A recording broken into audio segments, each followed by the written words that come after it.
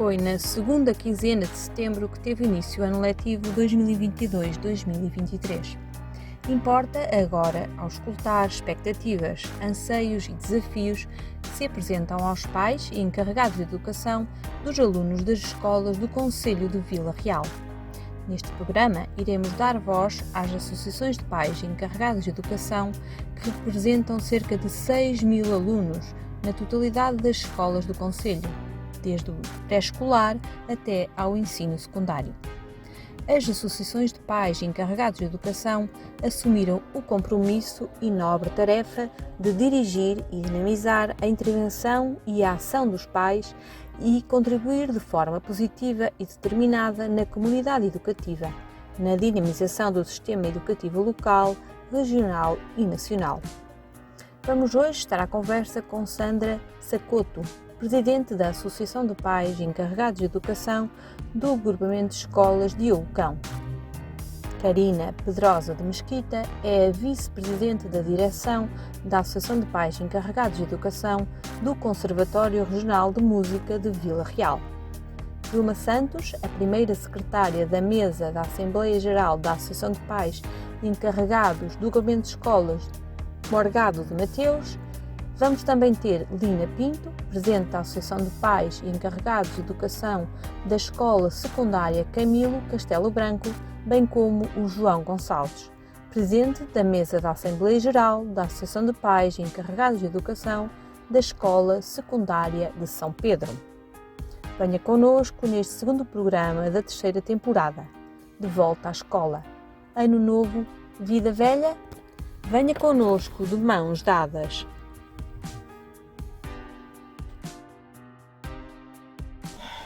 Bom dia, sejam bem-vindos ao De Mãos Dadas, programa dinamizado pela Associação de Pais e Encarregados de Educação do Agrupamento de Escolas Diogo Cão. Hoje, neste segundo programa da terceira temporada, vamos estar à conversa com Sandra Sacoto, presidente da Associação de Pais e Encarregados de Educação do Agrupamento de Escolas Diogo Cão, com Carina Pedrosa de Mesquita, vice-presidente da direção da Associação de Pais do Conservatório Regional de Música de Vila Real. Connosco também temos a Vilma Santos, primeira secretária da mesa da Assembleia Geral da Associação de Pais e Encarregados de Educação do Agrupamento de Escolas Morgado de Mateus. Lina Pinto, presidente da Associação de Pais e Encarregados de Educação da Escola Secundária Camilo Castelo Branco. E o João Gonçalves, presidente da mesa da Assembleia Geral da Associação de Pais e Encarregados de Educação da Escola Secundária de São Pedro. Ora, antes de mais, agradecemos a vossa disponibilidade para estarem aqui hoje connosco no nosso programa De Mãos Dadas. E apesar deste nosso segundo encontro, quem diria, não é? Gostaríamos de que, de forma breve, se apresentassem. Quem toma a iniciativa? Bom dia a todos, é um prazer mais uma vez estar aqui. Eu chamo-me Sandra Sacoto, tenho 3 filhos. O mais velho já saiu do ensino obrigatório, do meio está na Camilo Castelo Branco e o mais novo está na escola de Diogo Cão no 5º ano. E faço parte da associação e do movimento associativo há cerca de 8 anos. Carina Pedrosa, da Associação de Pais do Conservatório Regional de Música de Vila Real. Tenho 3 filhos, 2 a frequentar a Camilo Castelo Branco e um no agrupamento de escolas de Diogo Cão. A nível profissional, sou terapeuta ocupacional e já nestas lides do associativismo a nível da Associação de Pais, há cerca de 6 anos. Portanto, sou João Gonçalves, tenho um filho a estudar no 8º ano da Escola de São Pedro. Estou na associação desde o ano passado, embora no associativismo em geral esteja há mais de 30 anos. Sou geógrafo e sou funcionário público, trabalho na Comunidade Intermunicipal do Douro. Bom dia, eu sou Vilma Santos, sou a primeira secretária da mesa da Assembleia Geral do Agrupamento da Associação de Pais e Encarregados de Educação do Agrupamento de Escolas Morgado de Mateus. Sou funcionária pública, só tenho um filho e estou na associação só desde o ano passado. E pronto, é tudo. Bom dia a todos, eu sou Lina Pinto, sou presidente da Associação de Pais e Encarregados de Educação da Escola Secundária Camilo Castelo Branco. Tenho 2 filhas, A mais velha está a estudar na escola Camilo Castelo Branco e a mais nova na Diogo Cão. Sou engenheira do ambiente e ando nestas leads há cerca de 3 anos. Ainda com o início do ano aqui à porta, gostaríamos que partilhassem connosco qual foi a vossa percepção até agora e do ponto de vista dos pais com este início de ano letivo. Como é que ele decorreu?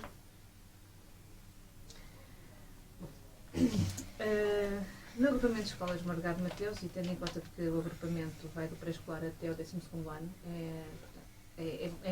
são muitos alunos, mas essencialmente no pré-escolar e no primeiro ciclo foi caótico. Nos restantes foi mais moderado. Isto também tem muito a ver com o agrupamento de escolas Margado Mateus ser o terceiro do país que mais professores tinha em mobilidade. Lógico que com esta situação os professores estavam cá em mobilidade, também foi o terceiro a sofrer mais saídas de professores e perdemos uma enorme quantidade de professores no agrupamento. Mais especificamente no primeiro ciclo é onde se verifica se calhar e no pré-escolar talvez nem tanto, mas no primeiro ciclo foi o que teve maior impacto, a falta de professores. E neste momento as coisas estão numa situação ainda preocupante, porque grande parte dos professores que estavam cá em mobilidade eram professores titulares que saíram. Entretanto, os professores que estavam de apoio, que deixou de existir o professor de apoio, passaram a ser alguns que tinham vínculo, passaram a ser professor titular, que ainda no arranque do início das aulas estavam já atestados, foram colocados professor para substituir, que quando foram colocados já estavam com atestado, e entretanto só na terceira tentativa com o professor contratado, e espero que pelo menos consiga manter-se professor contratado pelo menos até ao final do ano, isto para evitar uma entrada e saída, porque já chegou, não é? O nosso governo tinha criado um plano, que é o plano 21-23 relativamente à pandemia, que era da recuperação, e que neste momento deve estar sem efeito. Provavelmente está sem efeito porque os professores não deram continuidade aos alunos. Então, uma iniciativa? Posso falar eu, por ser uma escola se calhar um bocadinho mais atípica aqui, pelo menos na mesa onde nos encontramos. O Conservatório é ensino artístico, por isso o início do ano letivo é sempre mais calmo, não tem tantas alterações como um agrupamento escolar. As alterações que verificámos foi a alteração do diretor pedagógico, mas quem está agora em funções já era professor no Conservatório, por isso já estava bem por dentro dos assuntos, deu continuidade a tudo o que estava a ser feito. O que não tem sido dado continuidade foi alguns professores que saíram do Conservatório, e realmente esses alunos têm um novo professor, mas a forma de ensino difere sempre de professor para professor, e estamos ainda a averiguar como é que está a ser este recomeço para alguns alunos que estavam muito habituados a um professor de instrumento e agora surge um novo. São assim as alterações que notamos mais. Porque de resto a nível depois artístico é sempre diferente do agrupamento escolar, por isso do nosso lado está a correr bem. No liceu, eu digo liceu porque é o nome vulgar da escola Camilo Castelo Branco. Portanto, a entrada do novo ano decorreu de uma forma bastante pacífica. Houve efetivamente na primeira e na segunda semana alguns, não digo problemas, mas alguns entraves na colocação de professores, nomeadamente das disciplinas de História e de Geografia, porque isso é um problema a nível nacional, que há falta destes docentes a nível nacional, mas essas situações já foram devidamente colmatadas e, portanto, decorreu tudo de uma forma tranquila e normal. A Escola de São Pedro também teve obviamente os mesmos problemas que tiveram todas as escolas no início do ano com esta questão da colocação dos professores, mas foi uma questão de 1-2 semanas e, portanto, quase não se foi perceptível por parte dos alunos essa questão, e penso que está ultrapassada, a não ser questões de pessoas que vão metendo, alguns professores que vão metendo atestado, e, portanto, é depois um processo burocrático de substituição que demora alguns dias, mas, de modo geral, não houve problemas de maior. Em relação à Diogo Campo, a nossa realidade é mais próxima do agrupamento de escolas Morgado de Mateus, e muitas das coisas que a Vilma falou nós também sentimos.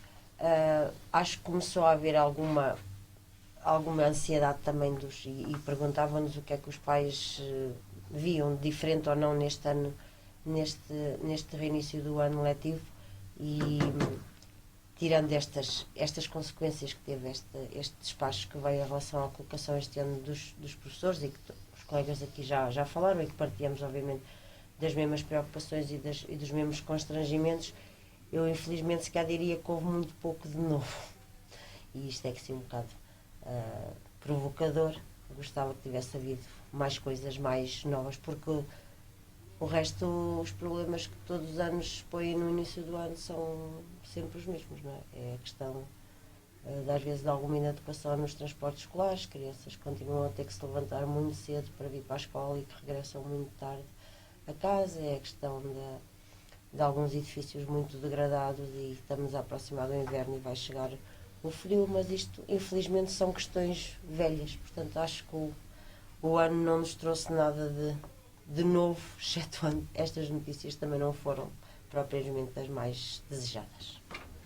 Ora bem, neste ano letivo, uma próxima questão, que é, neste ano letivo, o Ministério da Educação, podemos dizer de uma forma não consensual, promoveu o desaparecimento do professor de apoio do primeiro ciclo. Como é que esta medida, na vossa opinião, foi recebida pelos pais e encarregados de educação, e como é que irá afetar as aprendizagens? Eu gostaria que vocês fizessem também uma reflexão relativamente aos meninos que têm necessidades educativas especiais. Pode ser? Então, quem toma a iniciativa? Posso ser eu. Vamos. Nós no agrupamento temos crianças, alunos, todos diferentes e com necessidades diferentes. Alunos que estão no ensino regular e que têm as medidas universais, e que mesmo assim é fundamental ter um professor de apoio, por diversos motivos, ou porque não acompanhou tão bem aquela matéria, ou porque esteve doente, faltou professor de apoio, ele não prejudica o resto da turma, o resto da turma não o prejudica a ele, e o professor de apoio consegue estar um bocadinho com ele, ainda dentro da sala, e a professora titular consegue dar, e ele recupera rapidamente com o professor de apoio, coisa que não acontece se houver só um professor. O professor não consegue parar só e recuperar 2-3 dias que a criança possa não ter estado na escola, ter ido às aulas, é muito complicado. Depois também temos a falta do professor de apoio, que é importantíssimo também em situações de alunos com medidas seletivas, que são alunos que possam ter alguma patologia física e que possa prejudicar de alguma forma a chegada da mensagem, ou porque há alguma dificuldade na verbalização, ou que pode na audição, e então aí é necessário que já estão dentro das medidas seletivas, e é importante haver um professor de apoio. Porque é o que acontece, e é que nós dizemos muitas vezes, aquele aluno não pode prejudicar uma turma inteira, mas a turma inteira também não o pode prejudicar. É aí que faz a diferença ter um professor de apoio. Em muitas situações, se calhar até haver 2 professores de apoio em algumas turmas, devido ao número... Justifica-se.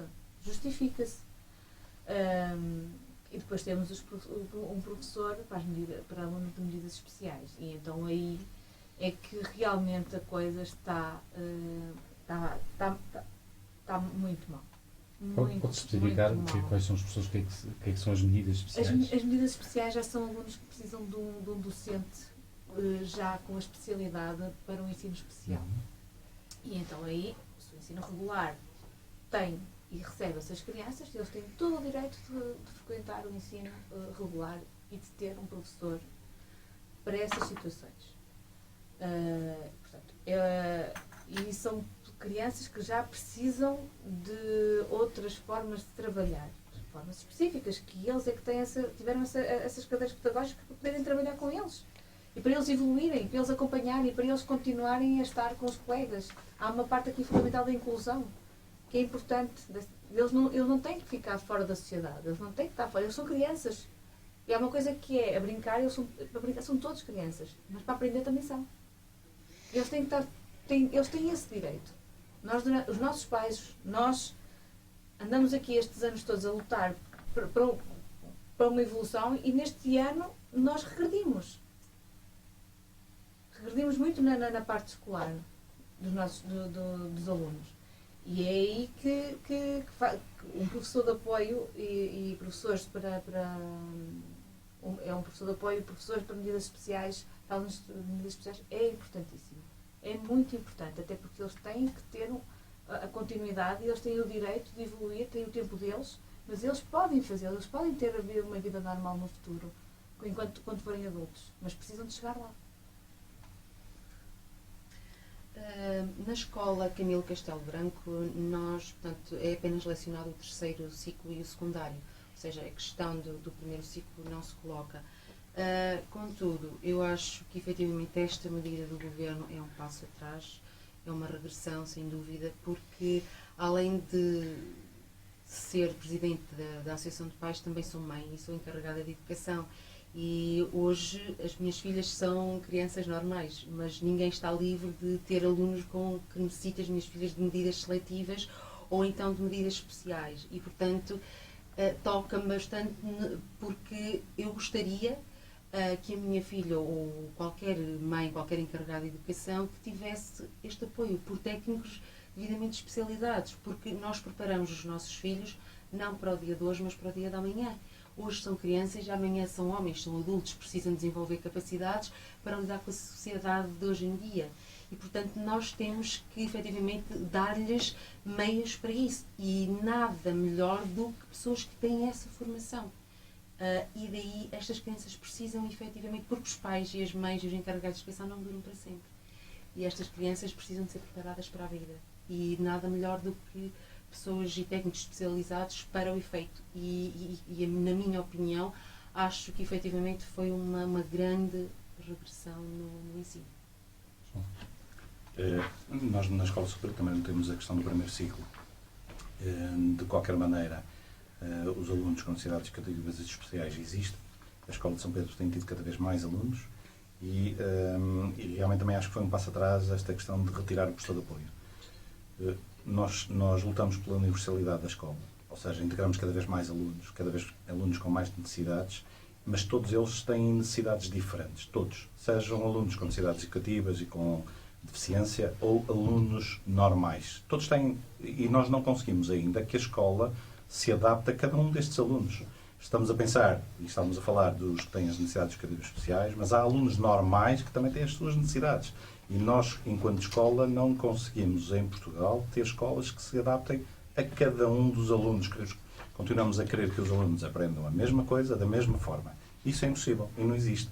E o facto de termos retirado os professores de apoio e termos retirado estes professores do ensino especial, ainda andamos mais para trás. Ou seja, nem sequer conseguimos dar um passo à frente.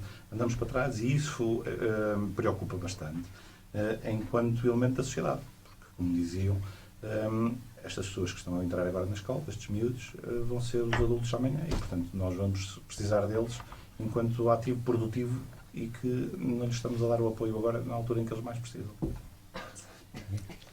No Conservatório não temos ensino escolar para o primeiro ciclo. Os alunos nas idades do primeiro ciclo que iriam beneficiar ou não de professores de apoio estão em regime privado. Por isso não se verifica nada desta coisa de ter havido alterações no número de professores, porque os professores mantêm-se. Temos o professor de instrumento, o professor de classe conjunto, normalmente é o coro, ou bem, nas idades mais pequeninas é o coro, mais velhos depois poderá ser orquestras, e a formação musical. Por isso aqui não se coloca essa dificuldade para nós da extinção do professor de apoio, não é?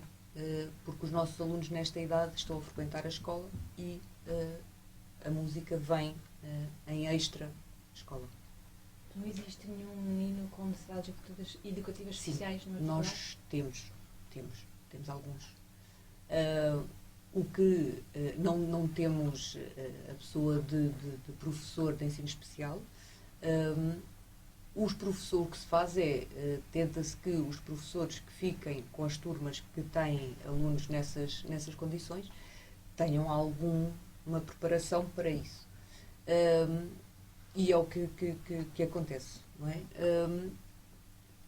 Esses professores tentam direcionar o ensino e a aprendizagem para as capacidades que esses alunos apresentam. A nível de instrumento, normalmente não há dificuldades, porque a música é um grande contributo para o desenvolvimento das capacidades, principalmente em crianças com problemas, sejam eles de medidas seletivas ou já falando em deficiência permanente.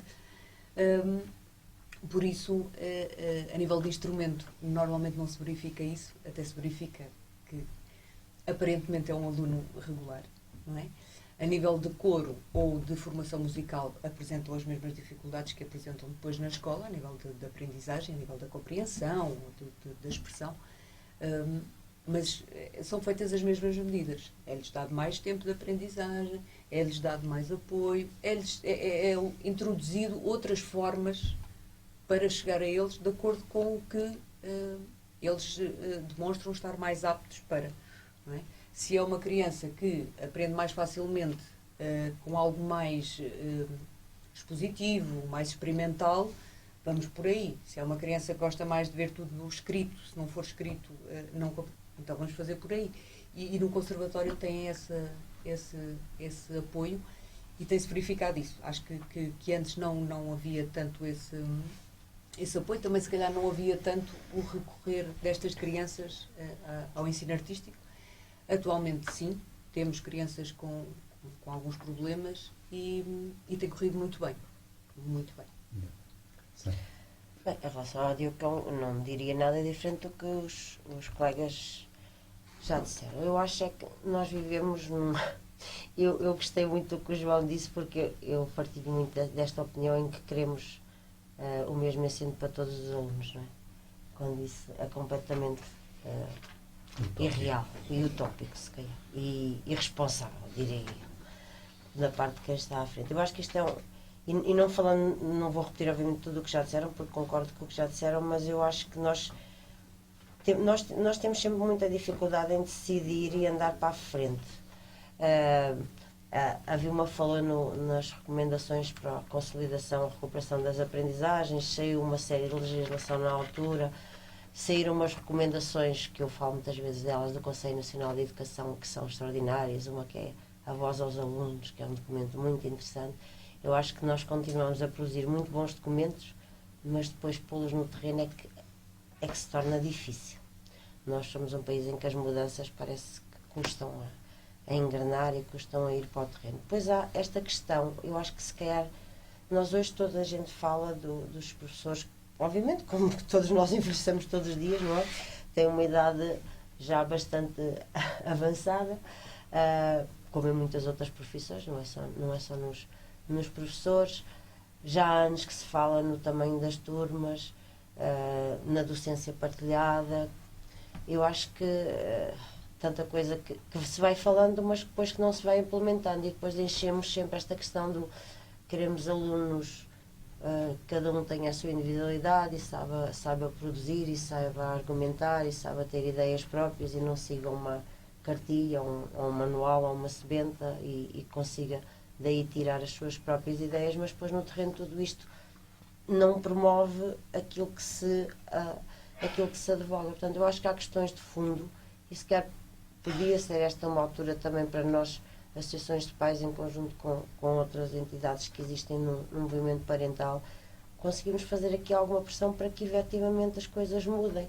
Nós falamos sempre da Finlândia, que tem este modelo, ou aquele, ou outro país, ou outro, mas só falamos, não é? Porque tudo o que eles fazem, nós às vezes, de vez em quando experimentamos umas partes, mas não experimentamos o todo, claro que depois não funciona, e andamos sempre aí 20 anos atrasados. E depois, quando eles, entretanto, já desistiram, nós ainda estamos a tentar começar. Portanto, isto é tudo assim um bocado estranho, mas o estranho é um estranho mau, não é? É um estranho que não está a dar resultados. Estamos aqui a perder anos, muitos anos.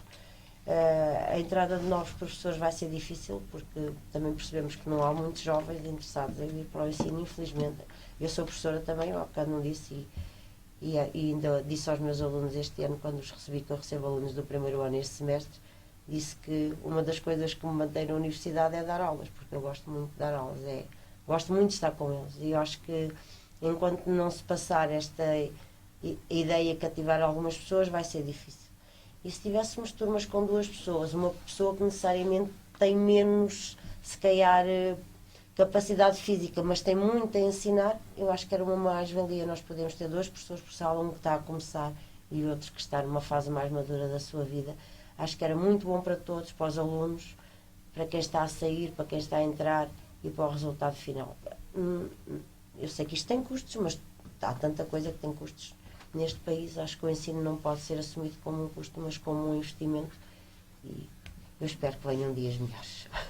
Assim, Alguma nota em relação aos GNEs, às crianças? Pois, os GNEs, a Vilma já falou, nós temos todos os anos, quer dizer, ao longo do que eu conheço, não é? Mas é sempre o parente pobre, é sempre o que tem menos recursos. Depois foram-se criando espaços físicos mais adaptados, com mais equipamentos, mas depois era o espaço físico, depois não é bom tirar o aluno, eu também concordo em metê-lo num espaço físico, obviamente ele tem que estar na turma, eu isso concordo todo, mas a turma também tem que lhe dar as mesmas oportunidades que dá aos outros, e para isso é preciso técnicos, e o número de técnicos nunca aumentou, veio a diminuir, e nós na passada quinta-feira tivemos Conselho Municipal de Educação e o Sr. Vereador teve a amabilidade de nos comunicar que o Ministério atribuiu ao Conselho de Vila Real um recurso a nível de auxiliares de ação educativa dedicados ao ensino especial para todo o Conselho, apenas um recurso. Portanto, isto é completamente irrealista. Inaceitável até. Vamos virar agora. Saímos para os manuais digitais. Saímos há pouco tempo de uma pandemia em que o digital esteve em cima da mesa. Sabemos que algumas escolas foram desafiadas a integrar o projeto piloto de manuais digitais. Assim sendo, qual é a situação de cada uma das vossas escolas e qual é também a opinião e a sensibilidade dos alunos e dos encarregados de educação para este novo desafio, para esta nova realidade? Olha, posso voltar? Eu que assim, fazemos agora a roda ao contrário. Na Diocão, a Diocão optou por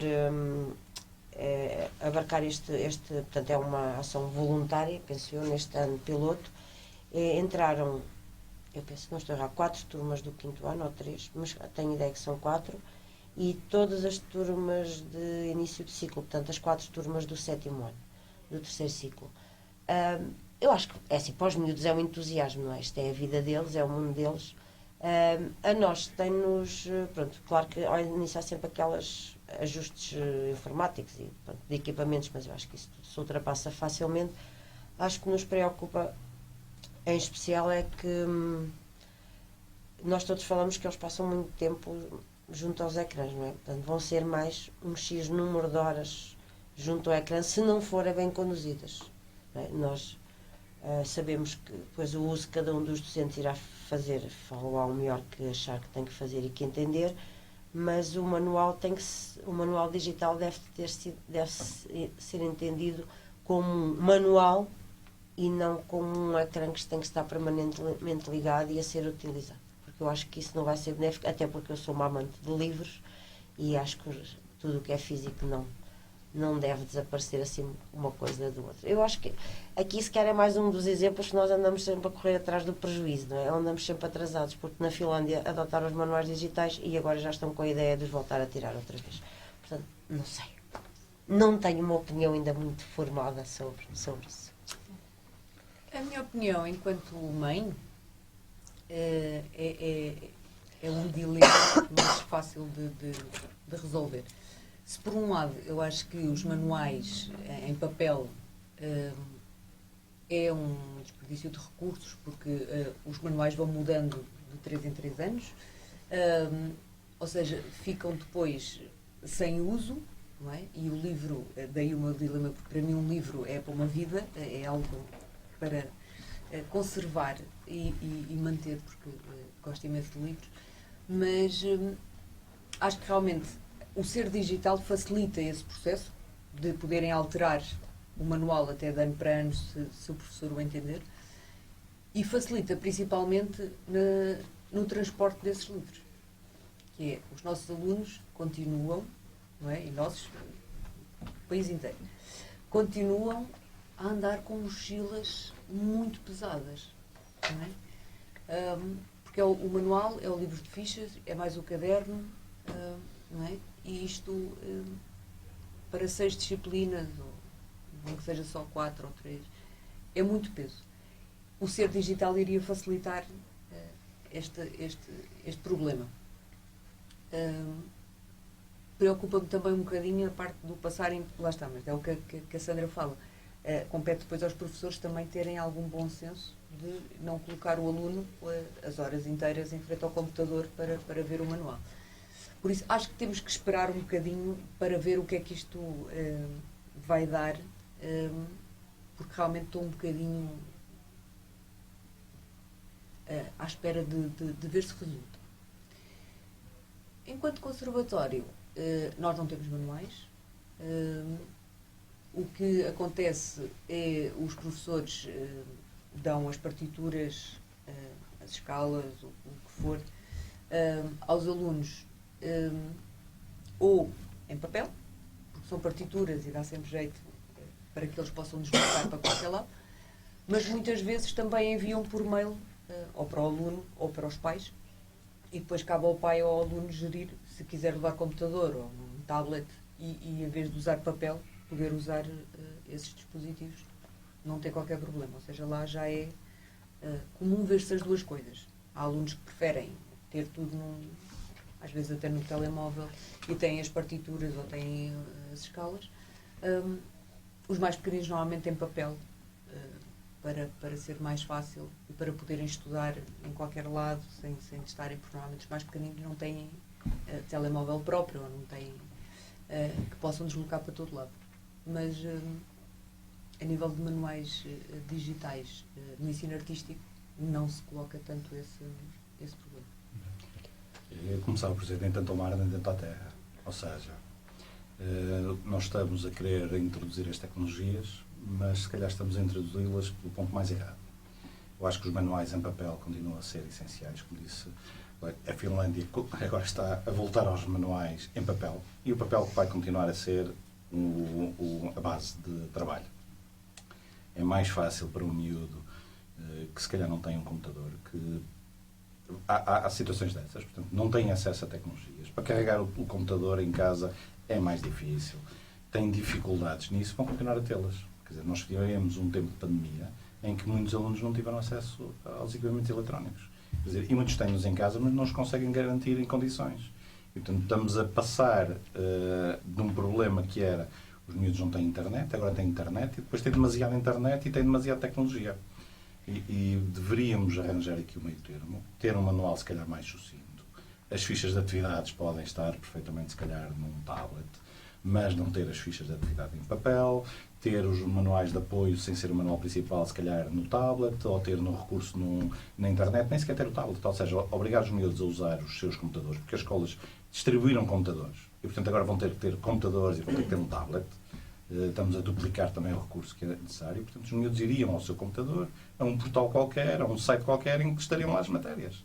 E não tinham que ter um tablet, que se calhar alguns têm dificuldade de o garantir bom uso. São miúdos, deixam-nos cair, facilmente se vão partir. E, portanto, vamos ter aqui outro nível de problemas. E por isso é que eu dizia, nem tanto ao mar, nem tanto à terra, se calhar. Bom, eu acho que aqui o meio termo funciona muito bem, como o João disse.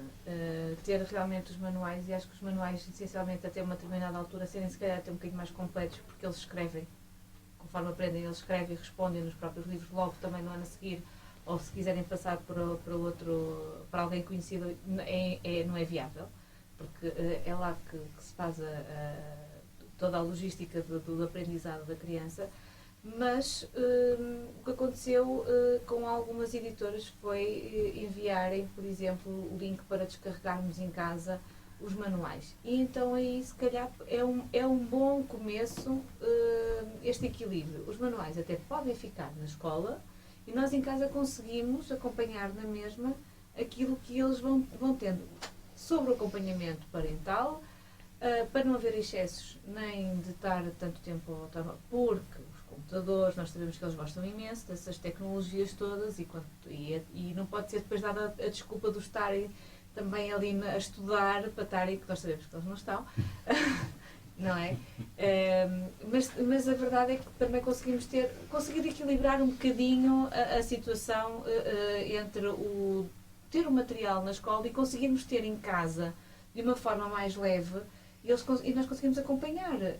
Eu descarreguei, por exemplo, no ano passado, os manuais todos e eu conseguia fazer o acompanhamento, eu não precisava de trazer praticamente os manuais, ou trazia um ou outro, não precisava de trazer todos. E aí, se calhar, este meio termo que realmente o João falou é importante. Mas, por outro lado, e se calhar começarmos a ver que realmente é complicado em algumas, a partir de uma determinada idade, os manuais, porque eles vão avançando, vão tendo mais disciplinas, vai ser, agora só têm 4, mas depois vão ter 6, depois vão ter mais, depois ainda vão ter o equipamento de educação física e realmente pode se transformar em bastante peso. Mas o ideal era termos as salas de aula todas equipadas com um computador por secretária, isso era o ideal. Mas, se calhar, não é para já, não é fácil. E eles então aí poderiam ter, e acessavam aos seus computadores. Algumas universidades começam já mais à frente, já começam a ter um bocadinho mais. Mas acho que devia de haver a introdução, de introduzirem um bocadinho a tecnologia a partir moderadamente até ao final do secundário, porque realmente praticamente não terem tecnologia até terminar o secundário, depois quando entram na universidade a diferença é muito grande. E se as coisas forem um bocadinho mais moderadas, eu acho que acho que nesta situação é o mais importante, é a moderação. Como diz o João, nem tanta mar nem tanta terra. Ora, muito bem. Na Camilo não foram introduzidos os manuais digitais, contudo nós estamos a lidar com adolescentes e jovens que já fazem isso de uma forma natural. Portanto, aqui eles no liceu, eu vejo em casa pela minha própria filha, mesmo os próprios docentes já comunicam com eles através das redes sociais, usam o WhatsApp, enviar fichas, etc. Aqui, eu acho que aqui há um paradigma. Eu sou apologista de um livro e nada substitui os livros. Apesar de eu estar 8 ou 9 horas em frente a um computador, o que seja, mas os meus apontamentos eu tiro sempre e escrevo. Portanto, o meu caderninho ou o livro para ler está sempre, portanto, ao meu lado e eu sou a favor sempre dos livros. Mas também acho que, apesar das crianças, portanto, dos jovens, terem um manual escolar digital, concordo. As fichas poderão ser digitais ou não, no sentido de que as crianças ou os jovens precisam efetivamente de praticar. Portanto, aqui não há volta a dar, eles precisam de um livro para poder praticar, porque estamos a falar de disciplinas de acesso à universidade, estamos a falar de disciplinas de filosofias onde escrevem imenso, estamos a falar de matemática, que é preciso escrever de cadernos e cadernos e, portanto, ter um manual para os acompanhar é muito importante, estar em cima da secretária, independentemente de estarem a olhar ou só olhar para o ecrã. Porquê? Porque o ecrã também traz outras questões paralelas. Não só eles estudam pelo ecrã, como também há os jogos paralelos, há outras distrações paralelas e eles não estão concentrados. E um livro não. Um livro, eles colocam o livro na secretária e vão respondendo às questões e estão muito mais concentrados. E daí eu achar aqui, por uma questão de, se calhar, de sustentabilidade ambiental, se calhar haver aqui um meio termo. Porque não o manual ser digital e porque não os livros de fichas serem um livro. E haver aqui, portanto, um meio termo, porque evidentemente sabemos, isto é de senso comum, que o facto de termos papel e o gastar mais papel implica o abate de mais árvores. Isto depois é uma questão, uma cadeia ambiental toda que se desenrola e que implica diretamente com a sustentabilidade que se fala e que é evidente e que é notória e que cada vez temos de ter mais preocupação, mas contudo também gastamos muitos recursos para fazer os tablets ou os computadores. Portanto, isto aqui é um paradigma que tem que ser muito bem gerido. Não podemos tirar o digital porque os jovens já estão incluídos e não há forma de lhes fazer tirar, mas também não se devem tirar, na minha opinião, e eu vejo, não se devem tirar os manuais escolares, porque efetivamente eles concentram-se e estão a estudar efetivamente quando têm um livro à frente. Muito bem. Ora bem, que ações ou atividades têm em cada uma das associações para trazer até à escola os pais e encarregados de educação, sem que seja para as reuniões de ano ou de algum comportamento menos adequado? Gostaria que vocês dessem uma opinião relativamente a isto. Quem toma a iniciativa? Sandra. Bem, agora vamos começar a entrar em assuntos ainda mais sérios. O tempo está a voar entre os... Eu vou ser rápido. Nós temos tentado dinamizar algumas iniciativas ao longo destes anos em que estamos na associação. Esta é uma delas. Não traz propriamente os pais à escola, mas é uma escola diferente, não é? Aqui também se aprende algumas coisas. Temos tido aqui convidados muito interessantes nestes programas de rádio. Eu acho que é o mais difícil. É a questão que me perturba e que me incomoda quando estou em modo associação. É porque é que os pais não se interessam pela escola. Eu sei que se calhar estou a ser demasiado má ou inconveniente para alguns e se calhar estou a ser injusta para outros, porque felizmente ainda temos alguns que veem a escola não como uma necessidade ou como uma obrigação, porque os filhos nesta altura têm que estar na escola, mas a escola como um bocadinho mais do que isso. Para muitos ainda não é, e eu acho que vem daí a dificuldade de nós os tentarmos mobilizar para aquilo que achamos que a escola devia ser. Podemos não conseguir, não temos tido, se calhar, grandes glórias nos últimos anos. Mas pronto, mas acho que não podemos desistir. Se não for para os meus filhos, será possivelmente para os filhos de alguém. Acho que isso é o mais importante, mas é a parte mais difícil. Eu não consigo entender porque é que as pessoas não vêm. Todos dizem que não têm tempo, todo o tempo não temos nenhum. Todos os dias para nós todos têm 24 horas só. Às vezes precisavam de ter mais. Mas acho que é um assunto que devia estar na prioridade das nossas atividades extralaborais. Por isso, acho que é o mais difícil. Karine. Nós no ensino artístico, ora, se por um lado os pais comparecem sempre às audições dos filhos, porque são apresentações artísticas, a nível de associação de pais é sempre difícil conseguir listas para candidatura à associação de pais, com as mesmas razões, ou seja, eu não tenho tempo para a associação de pais. Nós tentámos este ano, ou sabendo assim em primeira mão, vamos lançar um projeto que é o Cor de Pais. Ou seja, já que somos uma escola de ensino artístico e já que os filhos estão lá e muitos dos pais às vezes têm que esperar por eles, porque às vezes são aulas de 45 minutos, 50 minutos, porque não frequentar um cor de pais? E o mais giro é que a ideia veio dos pais. Ou seja, foram pais que se dirigiram à associação de pais e propuseram por que não fazer um cor de pais. Pronto, está agora em construção, vamos ver a disponibilidade, porque o problema é realmente conciliar horários dos interessados e ver o professor disponível para orientar este novo coro, mas realmente estamos a tentar trazer os pais para a realidade dos próprios filhos, não é? Vamos ver se por aí conseguimos captar os pais a interessarem-se mais pela aprendizagem dos próprios filhos. É uma ideia. Portanto, a Associação tem um calendário de atividades que apresentou agora à direção e nessas atividades está a tentar duas vertentes. Uma das vertentes tem realmente a ver com um aspecto mais lúdico, ou seja, os pais virem à escola, mas passarem também um tempo que lhes seja agradável e, portanto, com isso se sintam mais à vontade. Dou o exemplo do Magusto, que vamos comemorar agora, depois de 3 anos de suspensão, de pandemia, vamos começar a ter este tipo de atividades e que eles se sintam então mais atraídos. E depois temos aqueles conjuntos de ações mais tradicionais, que são a trazer alguns especialistas em algumas áreas que os pais sintam mais a necessidade de ouvir, e vamos tentar promover esses workshops com a presença também dos professores, que é para os próprios pais sentirem algum conforto em estarem no espaço com os professores e estarem num ambiente menos formal. Isto está a ser tentado fazer. Mas, como dizia a Sandra, é óbvio que vai haver pais sempre que são muito participativos e vão estar em todas as ações, e depois há aqueles pais que não vão estar presentes porque ou não têm tempo ou dizem que não têm tempo.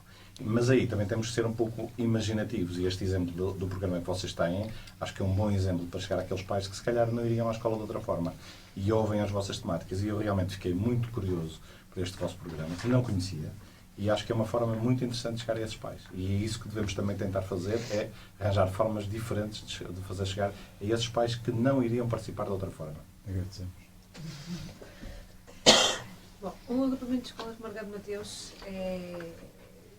tem os anos todos, e então é um bocadinho complicado como fazer chegar os pais. Também muito pelas áreas geográficas, em que grande parte dos alunos também mora, porque grande parte deles desloca-se de autocarro. Isto falando mais da Monsenhor Jerónimo do Amaral e da Margado Mateus, do modo geral chegam quase todos de autocarro. Portanto, entre pais a trabalhar e pais que não têm outra forma também de poderem chegar lá, mesmo que tenham disponibilidade, não têm transporte, tudo vai dificultando um bocadinho. Nos centros escolares, o ensino básico vai do pré até ao primeiro ciclo, acho que também vai muitas das vezes do interesse dos pais. Eu acredito que grande parte dos pais, mediante as atividades que possam ser feitas nos centros escolares, também vai muito do dinamismo de quem está na direção dos centros. E, por exemplo, há um dos agrupamentos que é extremamente dinâmico, que é a Abade de Moçós, em que tem dias cheios, não só de pais, mas da comunidade toda envolvente onde está situado. Como também acontece com o Centro Escolar de Douro, também como acredito perfeitamente que aconteça também com o Centro Escolar da Araucária, só que lá está, as dinâmicas dos pais, muitas das vezes dos centros escolares, também se verificam umas certas diferenças pelos sítios onde trabalham, por aquilo que fazem. Acredito que não seja muitas das vezes fácil. Mas acho que em determinadas situações, acho que vai muito da nossa prioridade de pais, da nossa prioridade. O que é realmente o principal para nós? As nossas prioridades são os nossos filhos ou o resto? Porque nós, se conseguirmos, eu falo por mim, eu tiro um dia de férias quando sei que vai haver uma atividade. Eu tiro um dia de férias para aquela atividade, eu sei quando é o último dia do ano. Eu sei quando é que é o último dia do período, portanto, sei que vai haver aquela festa. Eu tiro férias. Isso é a minha opinião, sou eu que faço. Portanto, na Camilo Castelo Branco é uma escola que está direcionada para o ensino artístico. Nós temos a vertente do articulado diretamente com o Conservatório Regional de Música de Vila Real. Como é que nós cativamos os pais? Ano passado criámos no Liceu a orquestra do Liceu, que efetivamente temos alunos que têm uma grande potencialidade a nível musical e que criámos ali um grupinho muito coeso e que fez uma festarola e que os pais efetivamente foram ver os filhos. Também, e a escola nessa altura também foi bastante receptiva para ter este tipo de atividades. Também propusemos à direção da escola o facto de trazer para fora das 4 paredes as exposições e os trabalhos que os nossos alunos de artes fazem, porque eles são alunos com uma sensibilidade e com uma capacidade fantástica. Eles fizeram uma exposição no final do ano que foi fenomenal. E também fizemos um desfile na Avenida Carvalho Araújo sobre máscaras de carnaval. Ou seja, se os pais não vão à escola, nós tentamos solucionar de outra forma e trazer os pais cá fora para ver as atividades que realmente os filhos fazem. E muitas vezes eles até ficam admirados como é que os filhos são autores daquele projeto, ou participam naquele projeto. Muitas vezes os pais não se intrusam nas atividades dos filhos. E eu, como mãe encarregada de educação, acho que, efetivamente, os pais, seja em que idade for, devem sempre, em qualquer idade, acompanhar os filhos. De uma forma muito sucinta, e porque de facto o tempo voa, gostávamos que cada um de vós deixasse uma pequena mensagem para os nossos ouvintes lá em casa. A nível do conservatório, estejam atentos às nossas atividades, participem nelas, incentivem os vossos filhos a participar, porque realmente o ensino é para todos, de todos, por isso, apareçam. O sucesso dos alunos depende muitas vezes do acompanhamento que os pais dão aos filhos de todo o percurso escolar e, portanto, pedimos aos pais que efetivamente acompanhem os vossos filhos, façam parte do projeto educativo, vão às escolas, vejam o que efetivamente está a ser feito pronto, e basicamente é isso. Acompanhem a vida dos alunos e dos filhos. Bom, eu acho que não há nada mais satisfatório do que sabermos que os nossos filhos estão felizes e os nossos filhos saberem que nós fazemos e temos interesse na vida deles. Portanto, quanto mais perto nós estivermos das atividades deles, da vida deles, de sermos presentes na vida deles, estarmos nas festas, tudo, o sorriso deles não há nada que pague. Muito bem. Eu o que diria é que, se nós queremos a mudança, temos que promover essa mudança. E, portanto, se os pais são também um elemento-chave, os professores são um elemento-chave para que os miúdos tenham esse conforto. E, portanto, todos temos que praticar e defender essa mudança. Sim. E eu partilho, obviamente, tudo o que foi dito aqui.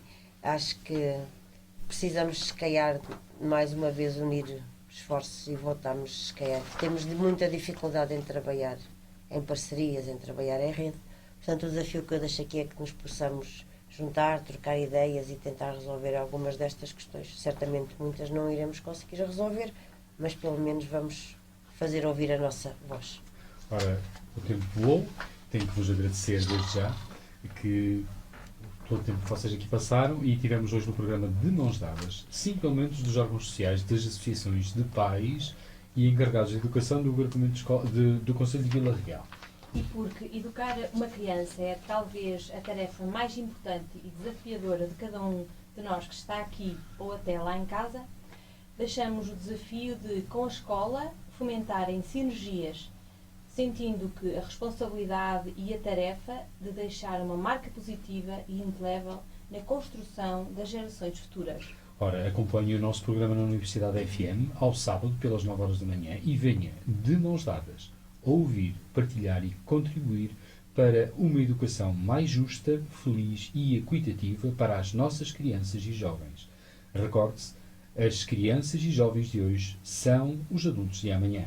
Contamos com a sua presença para, de mãos dadas, com pais mais ativos, participantes, construirmos um mundo melhor.